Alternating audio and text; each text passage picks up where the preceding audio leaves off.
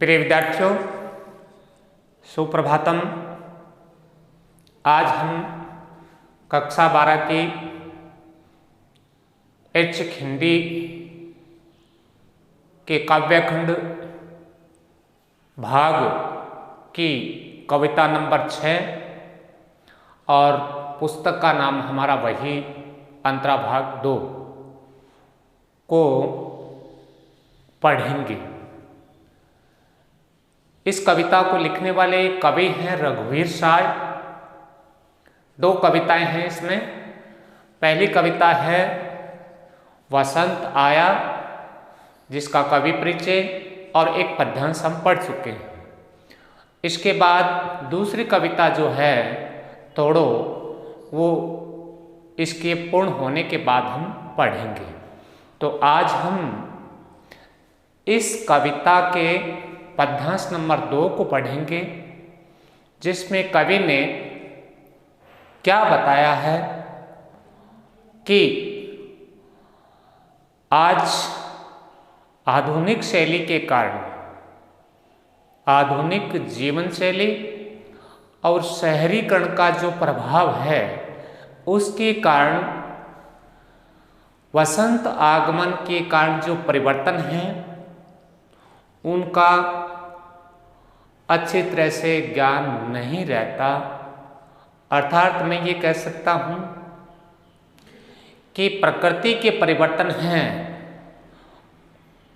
उनके बारे में हम जान नहीं पाते, क्योंकि हमने हर चीज़ की जानकारी है वो कृत्रिम संसाधनों से या स्रोतों से जानने का एक तरीके से अभ्यास हो गया है, या हम उन पर आधारित हो गए हैं। आज का जो पद्यांश है बच्चों, इसमें भी कवि ने वही बातें बताई हैं कि वसंत आगमन के जो संकेत हैं, उनका ध्यान हमें नहीं रहता और हम अपने कृत्रिम संसाधनों या स्रोतों से ही हर चीज़ की जानकारी प्राप्त करने की कोशिश करते हैं। तो जैसा कि पहले भी बताया था, आज मैं पुनः रिपीट कर देता हूँ, पुनरावृत्ति कर देता हूँ कि सबसे पहले जिस पद्यांश या काव्यांश की आपको व्याख्या करनी होती है, उसमें सबसे पहले आपको लिखना पड़ता है संदर्भ, 2 नंबर आपको लिखना पड़ता है प्रसंग, 3 नंबर पर आपको लिखनी पड़ती है दिए गए पद्यांश की व्याख्या, और 4 नंबर पर होता है विशेष या शिल्प सौंदर्य। तो आज का जो पद्यांश है उसका संदर्भ क्या होगा? आप लिखेंगे कविता का नाम वसंत आया, कवि का नाम रघुवीर साय। दूसरा बिंदु है प्रसंग। इसमें आप लिखेंगे इस पद्यांश में प्रकृति में होने वाले परिवर्तनों को हम प्रकृति के माध्यम से न जानकर कृत्रिम संसाधनों या स्रोतों से जानकारी प्राप्त करने का अभ्यास रखते हैं या प्रयासरत रहते हैं। इसके बाद इसकी व्याख्या हम पढ़ेंगे। तो आइए श्यामपट पर जो पद्यांश लिखा हुआ है उसको पढ़ते हैं, और इसमें 5-4 शब्द ऐसे हैं जो कठिन हैं। मैं पहले उनका आपको अर्थ बता देता हूँ। सबसे पहले देखिए पहली पंक्ति, और ये कैलेंडर से मालूम था। अमुक, अमुक होता है बच्चों निश्चित, तय। मदन महीना, मदन कहते हैं कामदेव। कामदेव का महीना जो होता है वो होता है वसंत ऋतु। होवेगी पंचमी, दफ्तर आप सभी जानते हैं, कार्यालय को कहते हैं। और कविताएं पढ़ते रहने से ये पता था दहर दहर दहर दहर का अर्थ होता है, या आगे लिख देता हूं मैं,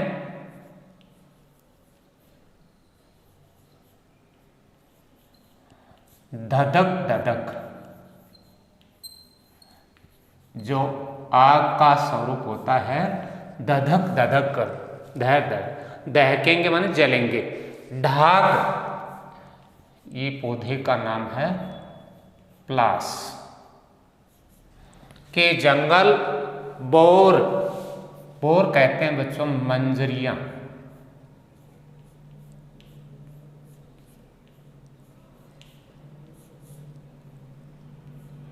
मंजरियां आम के वृक्षों के लिए मंजरियां। रंग रस गंध लदे फंदे, लदे फंदे फूलों के फलों के कारण भार से युक्त पेड़ों को कहेंगे। वे नंदनवन, नंदनवन वैसे तो देखो किसका वन होता है, भगवान इंद्र का वन। दूसरा इसको ये भी कह सकते हैं, दूसरा नाम आनंददायी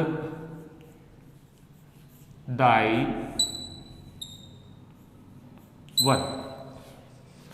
मदमस्त, मदमस्त, मधुमस्त का पंक्ति में आगे लिख देता हूं मैं, मदमस्त। कृतित्व आप जानते हैं, रचनाएं या कार्य।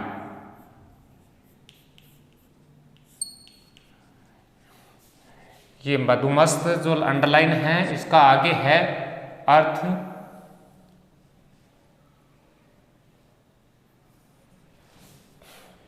अभ्यास करके दिखावेंगे। यही नहीं जाना था कि आज का ये नगण्य, नगण्य कहते हैं तुझको, जो गिनने योग्य नहीं हो। तो ये तो थे कुछ कठिन शब्द जिनके अर्थ मैंने आपको बता दिए। अब आते हैं इस पद्यांश की व्याख्या पर। पहली पंक्ति है, और ये कैलेंडर से मालूम था अमुक दिन अमुक मार मदन महीने की होवेगी पंचमी। कवि कहते हैं कि मुझे ये कैलेंडर से देखकर, कैलेंडर में पढ़कर ये पता था या मैं ये जान चुका था अमुक दिन, उस निश्चित दिन को, अमुक बार, उस निश्चित वार को मदन महीने यानी कामदेव का महीना जिसे बसंत पंचमी होवेगी, पंचमी यानी उस बसंत के महीने में पंचमी होगी या उस दिन और बसंत पंचमी होगी। दूसरा आप ये भी कह सकते हैं, कवि है वो ये कहने चाहते हैं कि कैलेंडर के माध्यम से मैंने ये जान लिया कि कौन से दिन, कौन से बार को बसंत में पंचमी आएगी। ऐसा दिन कौन सा है, ऐसा वार कौन सा है जिस दिन ये बसंत पंचमी आएगी। ये सब कुछ मैंने किससे जाना, कैलेंडर के माध्यम से जाना। तीसरी लाइन, दफ्तर में छुट्टी थी यह था प्रमाण। कवि कहते हैं इस बसंत पंचमी के होने का दूसरा तथ्य, प्रमाण, प्रमाण या सबूत ये था कि उस दिन कार्यालय में छुट्टी थी। बच्चों इन पंक्तियों के बाद कवि ये कहना चाहते हैं, कवि के कहने का भावार्थ ये है कि आज आपाधापी से भरी आधुनिक जीवन शैली के कारण हमें बसंत पंचमी या बसंत के आगमन का पता नहीं चलता, क्योंकि आज के इस भाग दौड़ भरी जिंदगी के कारण, भौतिक संसाधनों का बहुत ज़्यादा उपयोग करने के कारण हम हैं वो प्रकृति से दूर होते जा रहे हैं। लेकिन आवश्यकता है कि हमें प्रकृति का सानिध्य लेना चाहिए, हमें प्रकृति से अपना नाता बनाए रखना चाहिए। इसके बाद अगली पंक्ति है, और कविताओं के पढ़ते रहने से ये पता था कि दहर दहर दहकेंगे कहीं ढाक के जंगल। अब कवि आगे ये कहना बताते हैं या यह कहते हैं कि मैंने कविताओं को पढ़कर या कविताओं के पढ़ने के आधार पर साहित्य ज्ञान को मुख्य मानते हुए साहित्य ज्ञान के आधार पर मैंने ये जाना कि ढाक के जंगल यानी पलाश के जो जंगल हैं वो दधक दधक कर जल उठेंगे जब बसंत आएगा तब। यहाँ पुनः दोबारा देखिए, कवि कहता है कि प्रकृति का अनुभव नहीं है, प्रकृति के माध्यम से मैंने नहीं जाना, तो किससे जाना? वो साफ लिखा है कि मैंने कविताओं के पढ़ने के कारण अपने साहित्य ज्ञान के आधार पर मैंने ये जान लिया है कि बसंत के आगमन पर ढाक पलाश के जो जंगल हैं उनमें दधक दधक कर दहकेंगे, माने एक तरीके से अग्नि की ज्वाला है वो भड़क उठेगी। अब ढाक के जो फूल हैं या पलाश के जो फूल हैं उसको इस रूप में क्यों कहा गया है?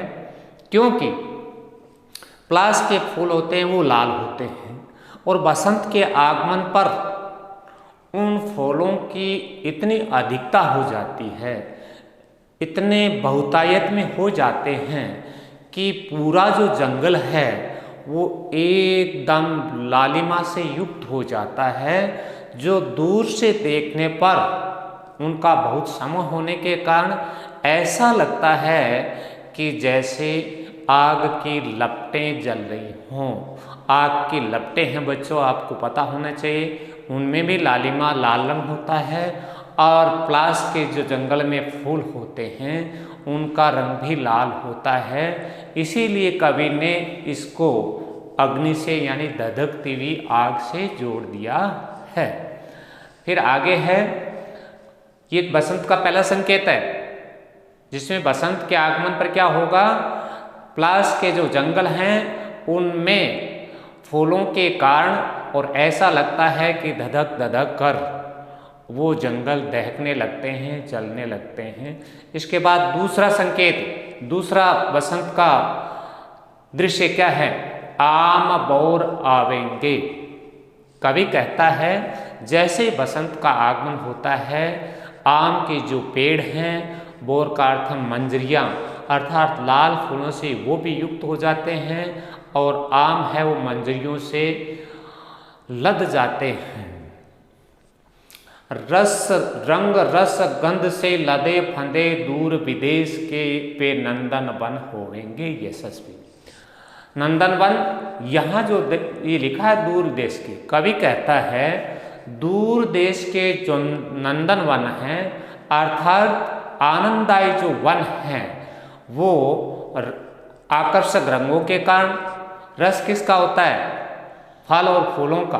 फल और फूलों के कारण, गंध उन फूलों की और फलों की विशेष खुशबू के कारण, लदे फंदे एक तरीके से पेड़ हैं वो लद कर झुक जाते हैं और इस प्रकार का ये जो वातावरण है वो क्या हो जाता है?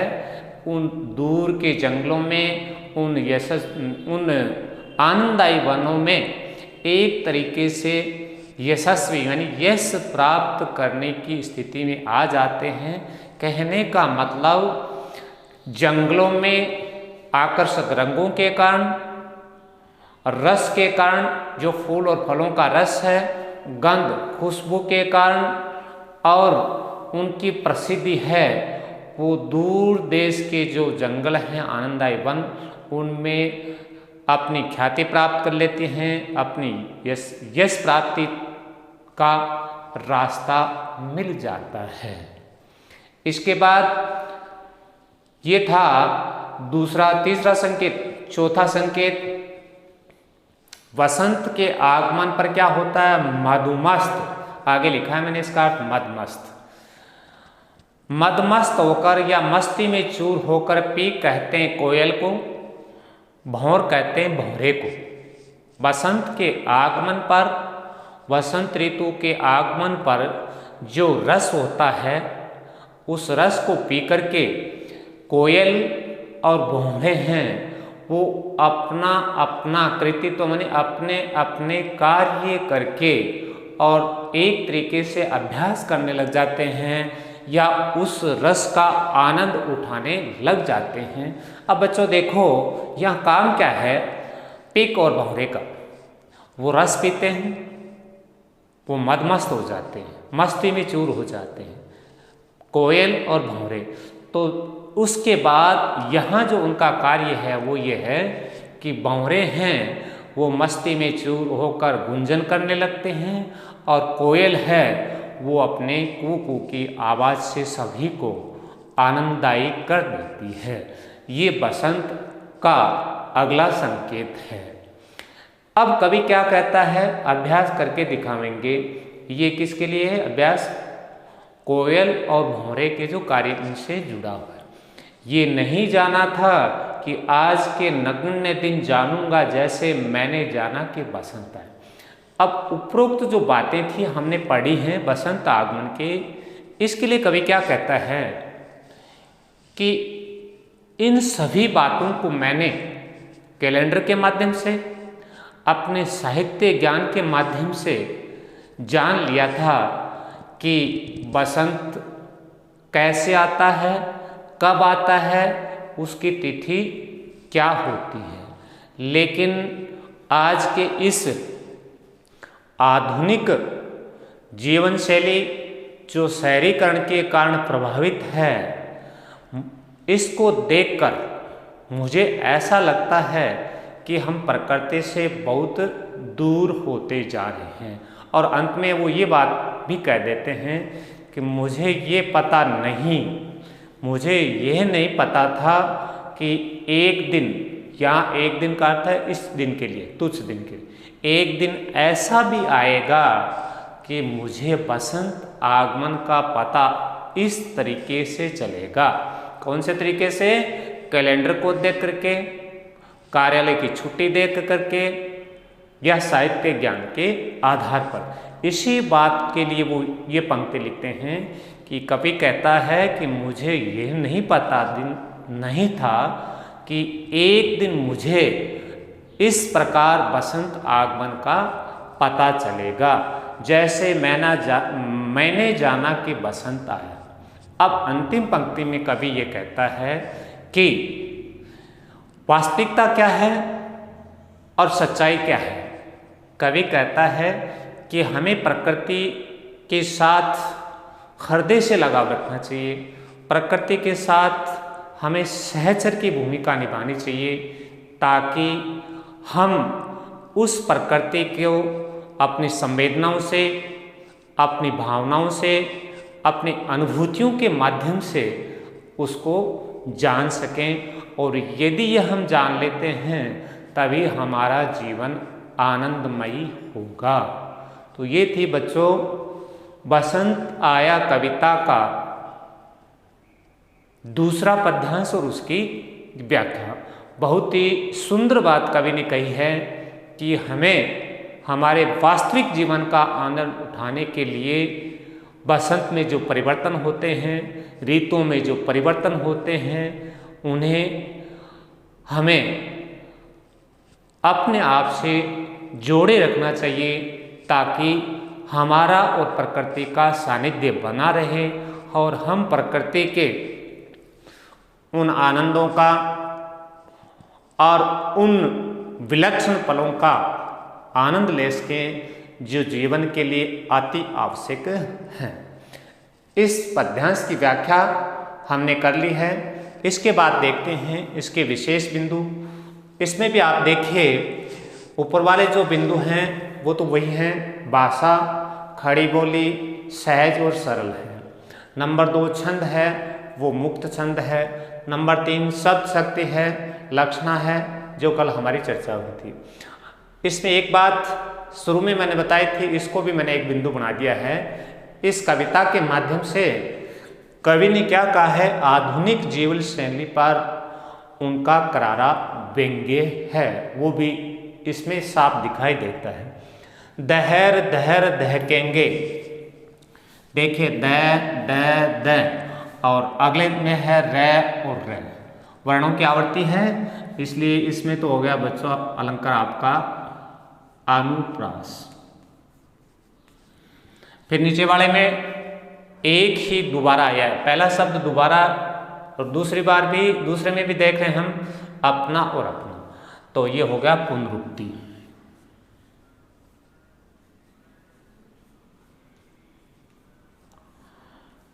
पुनरुक्ति प्रकाश अलंकार खूब पढ़ा आपने, लगभग पद्यांशों में इनकी चर्चा होती है। और अंतिम है इसमें चित्रात्मकता को समाहित किया गया है। कवि ने यहाँ हर दृश्य को एक चित्र की दृष्टि में रखते हुए चित्र सा दिमाग में, मस्तिष्क में उसका उभार करने की कोशिश की है, इसलिए इसमें चित्रात्मकता को भी समाहित या शामिल किया गया है। तो ये थी हमारी रघुवीर सायकी द्वारा निर्धारित पाठ्यक्रम की कविता पहली, जिसका शीर्षक है बसंत आया। कविता हमारी पूर्ण होती है, इसके साथ ही शिल्प सौंदर्य पर हमारी चर्चा हो गई। आप सभी ने इसको ध्यान से सुना, देखा और ग्रहण करने की कोशिश की, इसके लिए आप सभी का बहुत बहुत आभार।